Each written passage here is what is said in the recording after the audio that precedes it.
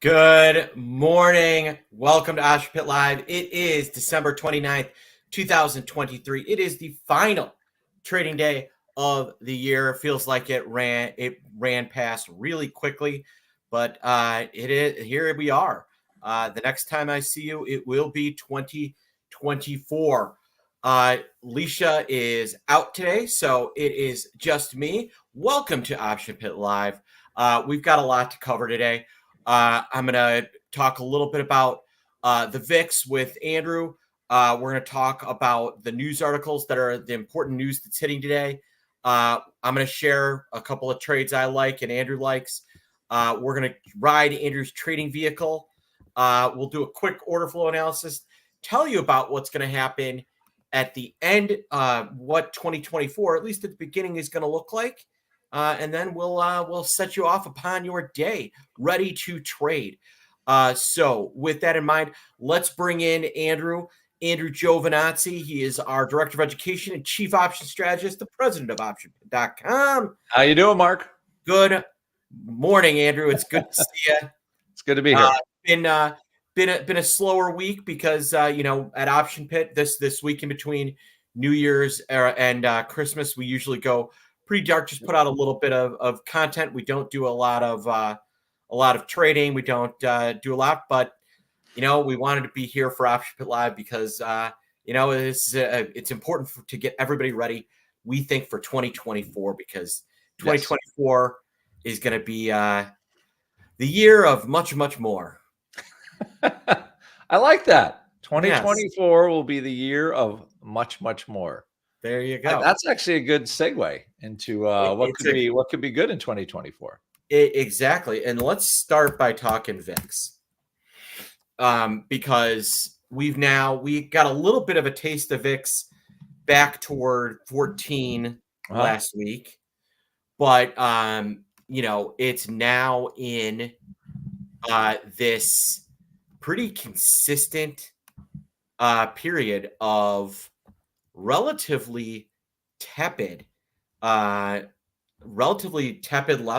at least the way most people view it. If you want to kind of show my screen here, the VIX closed 1261, and really since, call it November 21st, you've been looking at what amounts to a sub 13 VIX almost the entire time. We had a little blip on the 20th and 21st. Yep. When we had that weird 70-point drop out of nowhere. But here we are, and we're right back to 1260. What is really interesting to me, Andrew, is so you've got the VIX index, and then you have the VIX futures. Now, what is a VIX future? A VIX future is the market's bet on where VIX will be trading when this future expires. So let's think about that. The VIX is 1260. Do you think the market is going to be betting that the VIX is going to go up or the VIX is going to go down when it's at 1260? Well, the market is going to bet it's going to go up. So right now, if you look at our VIX curve, the VIX future is 1390. That is for January 17th. Only has about 15 days. So relatively tight on top of. So what we really analyze when we're trading VIX and volatility is what is the relationship between this cash index and where this future is trading relative to how much time there is to expire. And then we examine how does this January future relate to how they're betting VIX could end in February or VIX could end in March. The formation we're currently in is called a contango. A contango. And what that means is this green line, which is the cash index, is of 1262, where the VIX is trading below the January future, which is trading below the February future, which is trading below the March future. So when we're in a contango, generally means the market is calm. The market is expecting volatility to remain relatively muted. Markets are, we call it's more markets are logical. is the way I view it. And the piece that I think is a little bit strange, and Andrew, this is where I want to bring you in. The part that's a little Okay. strange is I feel like the spread, all right, everything looks great here, but that spread between where the January future is trading at 1390 and where the VIX itself is trading, heading into a long weekend, and where there's this concept of VIX weekend effect. It seems like VIX itself should be lower, Right. or January future should be higher. What are your kind of thoughts on what you're looking at? Because I know you run a strategy, weekly profit cycles, that basically Right. depends on this formation. So, what are you doing in this situation, and how are you approaching it? Well, I guess the simple answer is, yeah, you would expect VIX cash to start to melt a little bit more because we have a 3-day weekend, and we also have what is it, President's Day or MLK Day? MLK Day on the 15th. So they have 2 holidays in the cycle.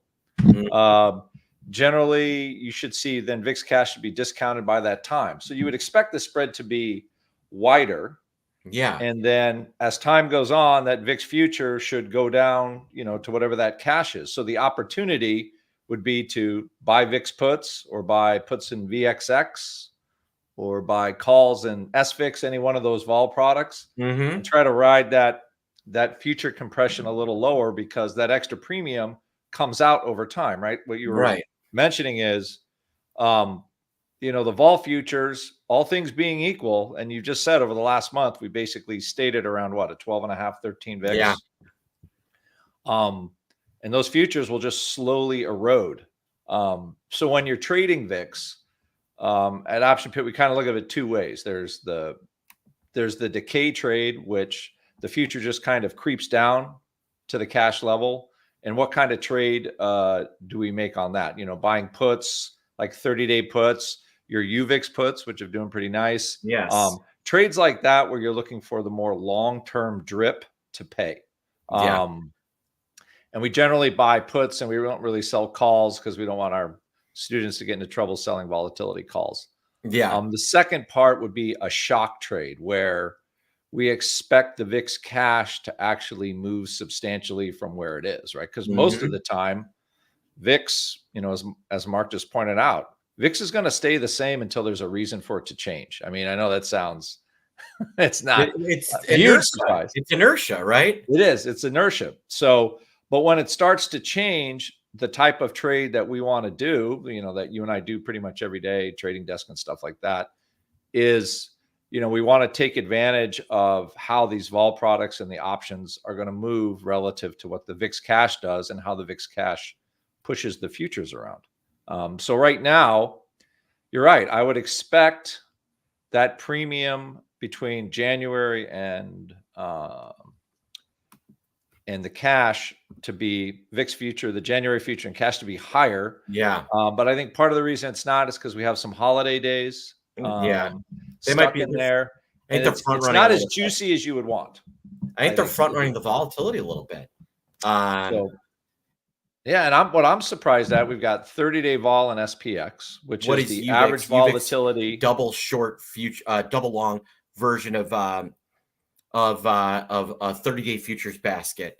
And I did a challenge where I am not going to do anything. At last month, I spent $1,000 on a trade, and I'm not doing anything until it's worth $2,000. That trade is currently up $600. So I'm getting close to it should hit January expiration. It's a March expiration trade. Yeah, I think I'll be done by Jan expiration. Yep. And then you know what I'm going to do? What do you folks think I'm going to do? Huh? Do it again. Yeah, I'm going to do it again.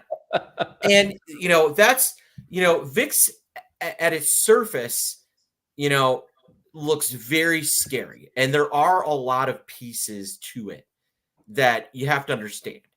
But once you get it, it will change the way you trade and make you a better trade for the rest of your life. and it is not nearly as difficult as everyone wants to make it out to be. Right? A lot of people want to tell you, "Ooh, it's scary, it's VIX," because they don't want you to trade it, because those products are less profitable for a lot of firms. But I'm here to tell you, if you spend a little bit of time, and it's not a lot, a little I'm bit of smelling time, a segment in the future, Mark. yeah, How to trade the VIX segments down that's the a good road idea. here at Option Pit Live. Yeah, I'm but smelling that segment somehow. it's a good segment. But if you learn VIX, you're going to be happy. And for those of you that trade something like Bitcoin, you will find VIX and Bitcoin to be, you're going to find some of that movement to be similar, and you're gonna like the way that trades, which leads me into my next segment. Now, I had a whole bunch of new stuff, but you and I are we're digging in on a couple things, but I want to talk about one piece in particular. All right, one piece in particular, Bitcoin. We have approval coming, and folks, I want to know your opinion, because I'm gonna ask Andrew and I'm gonna give my thing, but let me know what you think. So Bitcoin has had a really, really nice run over the last few uh, months, right? I Right. mean, I don't think there's any doubt. Why? Because people think the ETF is going to blow up the market and Bitcoin's going to do really well. I mean, this is a chart of, if you want to show my screen, this is a chart of BITO, which is the Bitcoin futures ETF. Choppy. Yeah, Bitcoin's had a really nice run. And the reason for this run is that we are speculating there is going to be an ETF based on the actual physical Bitcoin. Something that buys Bitcoin, puts it in cold storage, and you can buy into it and own Bitcoin. And the more people that invest in it, the more Bitcoin they have to buy, and that will run Bitcoin higher. So that is the big speculation on why Bitcoin is running higher. Right. So here's my question to the audience. Are we in buy the rumor, sell the news? Or is the launch date, going to be a spot where I want to invest? Or do I want to invest in that ETF when it launches? So question, sell the news and wait 6 months, then buy Bitcoin if you want to own Bitcoin, or buy when that thing lists. So Andrew, I'll ask for your take first. So we're still waiting for approval, right? So last time, remember when all the hullabaloo is they were going to list the Bitcoin futures on the SIBO and the Merc? Yes. And we had that big run-in until the futures happened. Because before then, there wasn't an easy way to really trade Bitcoin, right? You had to do the mining thing, yeah. and you had to. Now all of a sudden, the future. So as I recall, we had a huge run into that future, the launch of the future, and then the day they launched the futures was a short-term top in the product. Yeah. So my guess would be history will repeat itself. Everybody will get excited. Then the product will actually launch, which will take some heat out of like the early speculation. So that's how I would look at it. I go, we're probably going to trend higher in the short term as long as the news is hot. It'll be choppy. No reason for the choppiness to stop. And then we'll peak right, when it lists, and then we'll see what happens. But I think one of the most amazing things is how Coinbase, the Bitcoin exchange, or it's just has gone from like $35 last year to 160 or 70 or something this year.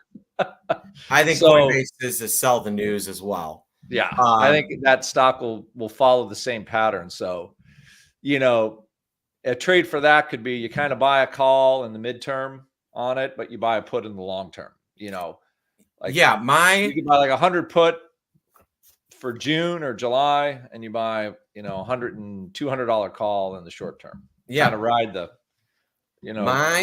it up and then ride it back down at the end. My trading plan would be to, I would want to be long kind of up until they announce until they announce the approval. The day they announce that this thing's been approved, I would take profits. Right. Then I'm going to wait about 3 or 4 days, because when they take profits, I think they're going to get a pop, and then you'll get a little bit of a drop over the next course of a couple days, go long again. Then the day it lists, sell, wait, go long until the day it lists. Day it lists, sell. Wait a couple days, couple weeks, for it to kind of, and then jump back in, because I do think the ETF long term is bullish. Bitcoin. I do. Okay. Coinbase, on the other hand, I think the ETF is long term very bearish. Coinbase. Yeah, because what do you need Coinbase for if you could just trade the ETF? The ETF. So I think I like that. I think the strategy would work well on coin. Maybe I'll wait on buying the put, Mark. Yeah. Until we get a little deeper into the cycle. Speaking of waiting to buy puts, all right. It's time for us to discuss a couple of trades we like and why. Okay. And I'm going to start with mine, and then Andrew, you can grab a drink of water, and then and then we'll go launch into Andrew's idea and his trading vehicle. Gotcha. So my trade that I think is ready to go long, and it'll be a great trade into the new year, and I love the way this one is set up, is in CCJ. This is Cameco Corporation. Or is it Cameco? I always call it Cameco, but it could be Cameco. If they have a gaming system, it'd be Cameco Vision, but they don't. They do uranium.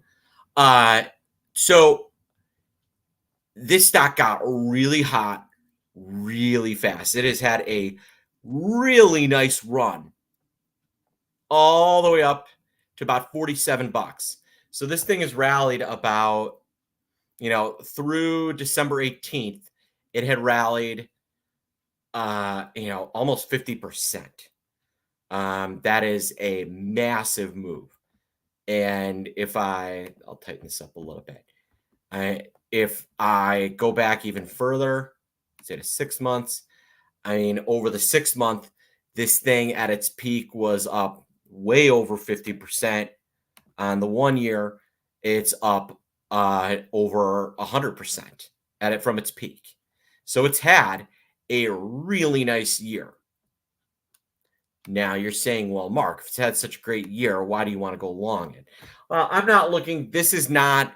I think the investment piece has played out here for Cameco in terms of getting in while it's cheap, and riding it to a normal valuation. I think we're past that. It's in a high growth valuation. The PE is 93. It's now a market cap of 18.6 billion. It was, about 8 billion. So I think the fundamental long has kind of played itself out, but there's a technical long here. We've been sitting on this 50-day moving average, and I want you to notice Cameco has done this before, where it rides this 50-day moving average, then breaks out again. So we had this nice run up, pulled back a little, rode this 50-day, and then ran higher.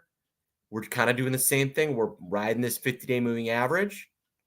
But I think that we're going to get a breakout. It's going to be higher. And this thing wants to go to $50 a share. And so if I want, and I'm looking by the end of the month, the end of January. So I'm looking at the Cameco January 45 calls. They're about 90 cents. That is inexpensive, and allows me to play that upside leverage if this thing gets a pop. Little look back. So I'm looking, let me write this down for you guys. This is an actionable trade. January 26th, 2024, I'm buying the 45 calls in CCJ, and I want to pay less than $1, preferably 90 cents. Looking to sell that at about $2. All right, now just a brief look back on my trades that I've talked about over the last few weeks. TFC, this is one I'm long. The March 40 calls in, and it continues to rally. And really, Qualcomm just has been a phenomenal trade for me. I got into this thing at 124. It is 146. And I think that there's upside. I think Qualcomm could be $200 by the end of 2024 if things play out the way that they possibly could. All right. And that's my trade idea for really the month. CCJ, January 26, 2024, 45 calls. I want to pay less than $1. Preferably about 90 cents. All right. Let's kick it to Andrew. And Andrew's going to present his idea, and he's going to take us for a ride in Andrew's trading vehicle. I feel like I need a car for the vehicle. Mark. Well, we're gonna have some, as things progress, we're gonna get bigger and better and have you you in like a little vehicle riding the stock market. Yes. It'll be amazing. All right, I think I have a screen up finally. I think for everybody to see. So what I'm going to do is I'm going to piggyback a little bit on Mark's idea. So the vehicle we're going to use is ARM. Now it's something I've been watching peripherally, but it's popped up in our pro chat room a little bit. And ARM is a semiconductor.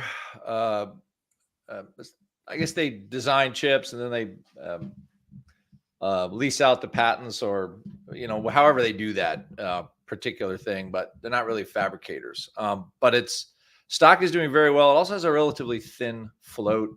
They just listed it. This is a 1-year chart, and so it's only been here since I think late September, early September.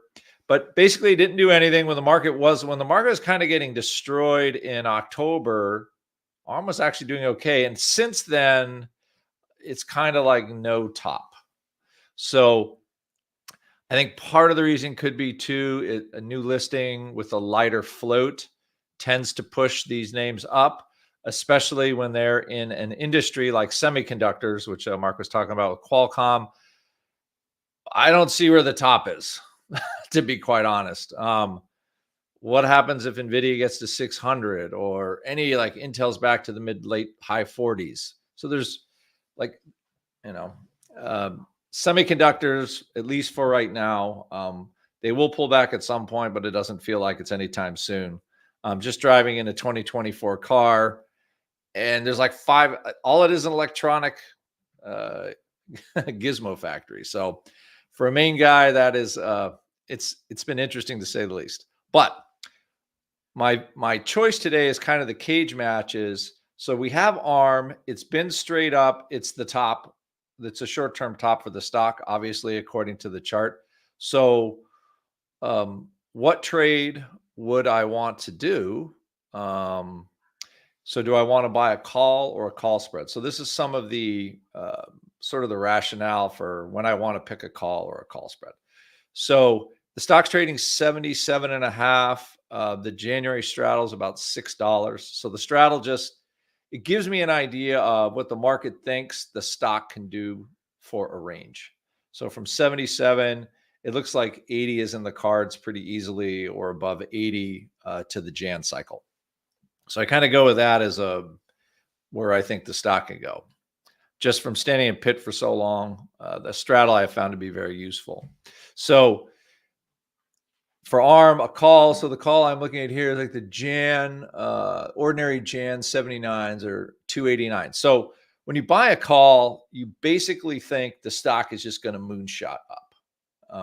You want to be able to close it relatively fast. And remember, when you buy a call, especially a call that's out of the money, you need the underlying to go up. Now, clearly, just looking at the chart of ARM, and this is on a TradeHawk platform, you can see that a call wants the underlying to just fly higher. And you are paying full pop, so the decay is kind of high on a call like this. So every day the stock doesn't go up, your call is going to hurt you. So just as a reminder, when you buy calls, especially when they're at the money or just out of the money like this, and it's not too far out of the money, only about $1 or so, you need the underlying to rip, right? Because the option is going to decay against you, and you need it to happen. It's not like lazy where you sell a put and the put just evaporates. If the stock doesn't go anywhere, it just goes up a little bit. So call, you need action. So clearly, when you go looking at the chart for ARM, the action has been definitely, positively up here till the end of the year. And I don't see why that would change going up into the earnings, especially for all the semis coming in like the second half of January. So a call is what I would call my aggressive play. So play number 2 would be, right, here we go. Hopefully you guys can see that okay. Play number 2 is a call spread. So when I'm looking at a call spread, I'm thinking a couple of things. Well, it is kind of toppy, number one, but I don't want the decay. So you can see here, I don't know if you can see the theta numbers down here. Theta is just time decay, much, much lower on a call spread. It's actually, I'm not going to say it's negligible, but it's very, very low relative to the call. So one thing is you can handle a little more chop with your call spread.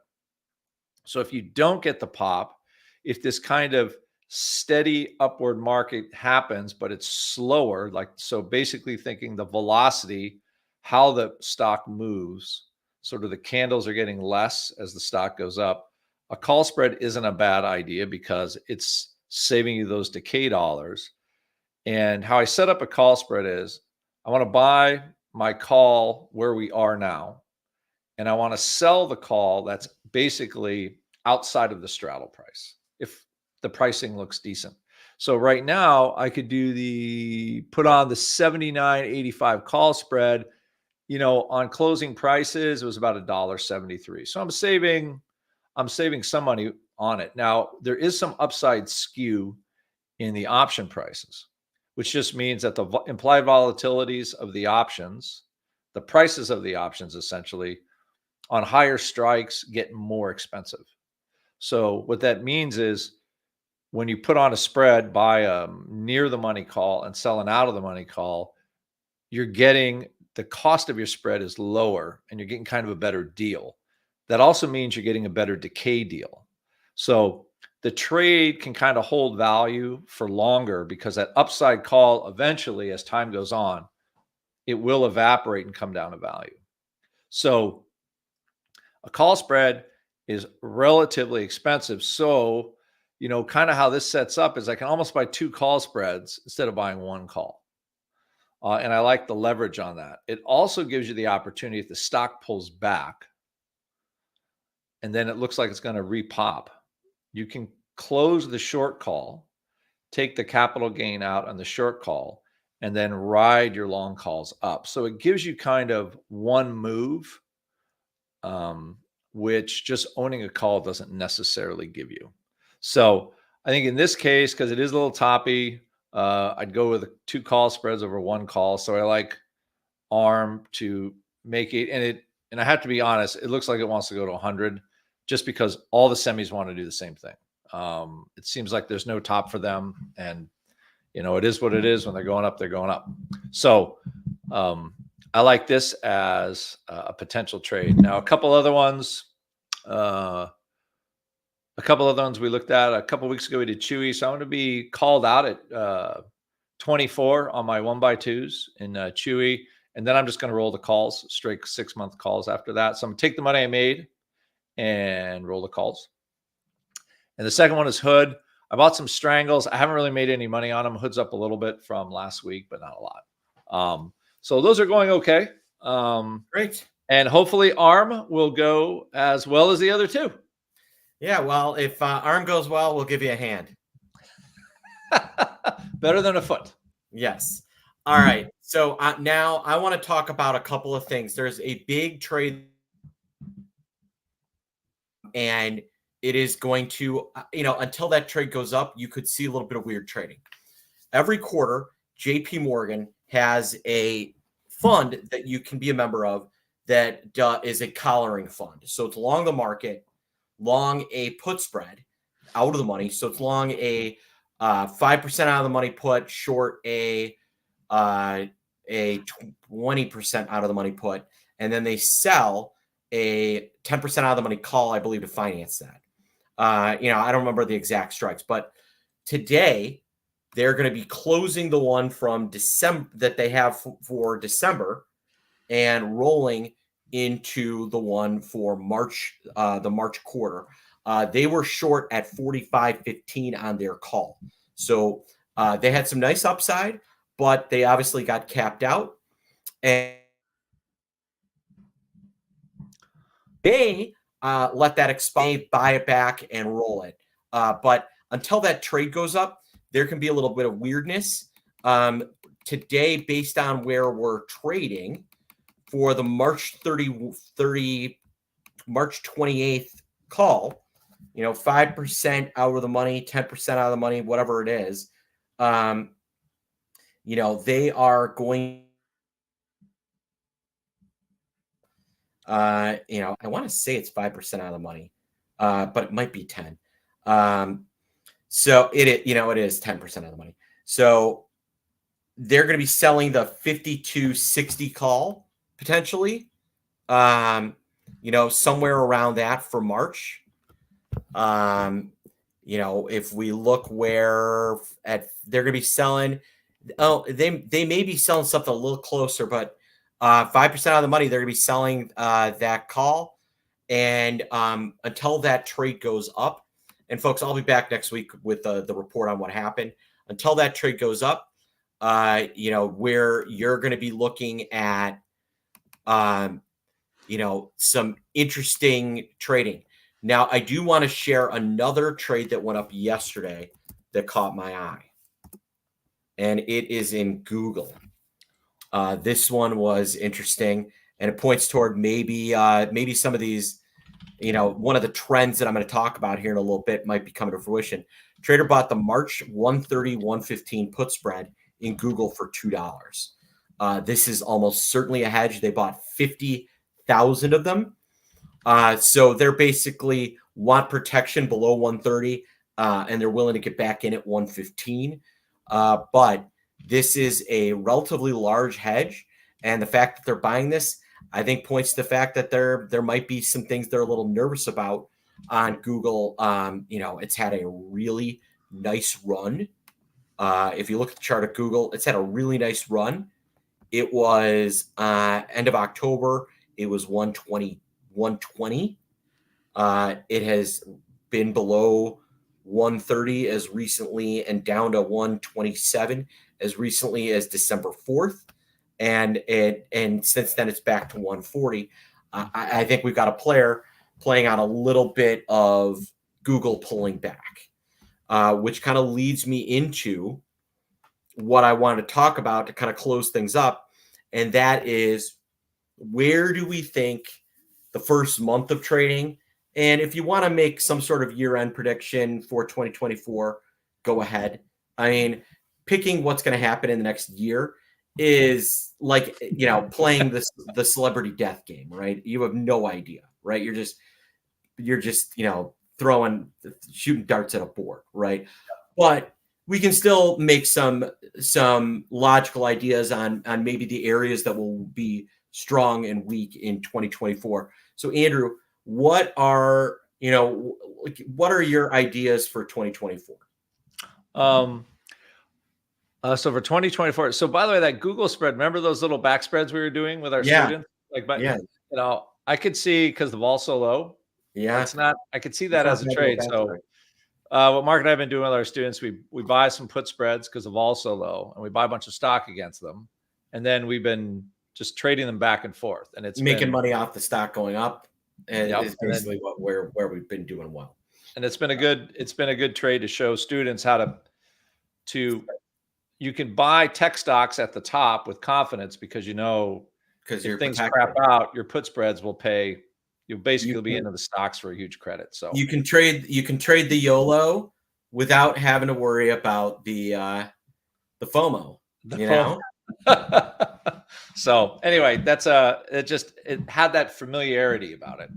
Yeah. So that was a good one. So Mhm. anyway, 2024 predictions. Okay, my bold predictions are we're going to have a lower VIX and a higher VIX than in 2023. We'll Oh, all probably right. see the lower VIX relatively soon. Probably the month of January. Like I said, the Fed's not doing much in the month of January. So I think that's what will happen. I also think that folks are going to, once 2023 closes and they print how well the S&P 500 is done, what, 25% or something like that. Mm-hmm. And all of the folks that weren't invested this year are going to be like, oh, Yeah. and then they are going to have like the FOMO. FOMO. So Yeah. my guess is we see 5,000 relatively fast, probably first quarter. And maybe some of the interest rate things don't come down. So anyway, that's my guess is that, yeah, we definitely trade at 5,000 at least once. I think it'll be relatively fast on the FOMO from this year. Everybody like, I didn't get in, and that's usually how these things play out. Nobody was around last year in end of the year, beginning of 2023, and look at how the years changed. Oh, Like, everybody thought 2023 was going to be terrible, and it was going to be a great. dog year, right? Yep. Then we had the banking thing, and then rates just kept going up, and there was all kinds of gnashing of teeth. But I think also the fact that we have what appears to be stable interest rates in the near term is generally better for stocks. So that's why I'm saying I think we'll see a lower VIX, but there will be a scare, because there always is, There almost always always is. anyway, and that will give us a higher VIX. We only had like 32, I think, in 2023, so it's not too And that hard to was get early over in the that. year. Yeah. So those are my So very bold predictions. I like those. All right. Here are my bold predictions. I agree with you. I think early on, you're going to see FOMO. I do not think the Fed is going to be nearly as dovish as the market is pricing in. Right now, they're pricing in a March rate cut. I don't think that happens. I think that's when some reality sets in. Two, first quarter, you are going to see the continued outperformance of the Russell 2000 and the mid caps. You're going to see some underperformance out of the mega caps and MGK. And equal weight in 2024 will outperform market cap weighted stocks. So RSP over SPY will be my trade. So I think you're going to see a big rebound in healthcare stocks and drug stocks, which had a terrible 2023. I think you're going to see some continued strength in materials, which are just starting to wake up. And I think that there is a shakeout between NVIDIA, Intel, and AMD. Something's got to give there. The three of them should not be rallying together because they're allegedly going to be in competition with each other at the end of the year. Final prediction. Target will have a higher market cap than it does now, and Lululemon will have a lower market cap than it does now at the end of the year. That is my bold prediction that Lululemon is overbought. Those are good ones. I like them. All right, Andrew. What are you doing for the new year?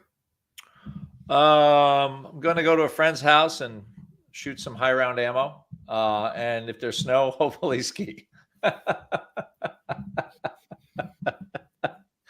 not? High velocity ammo, I mean. All right, not up in the air. You're not gonna be shooting up in the air. You're gonna be shooting at targets. All right, good.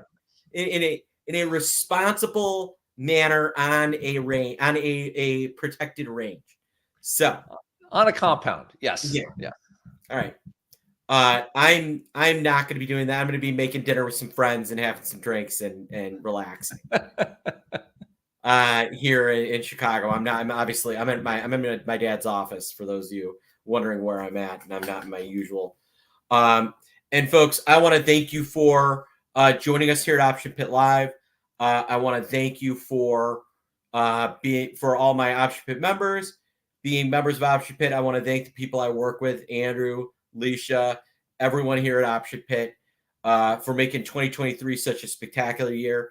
And I'm looking forward to what we're going to do in the year 2024, the year of much, much more.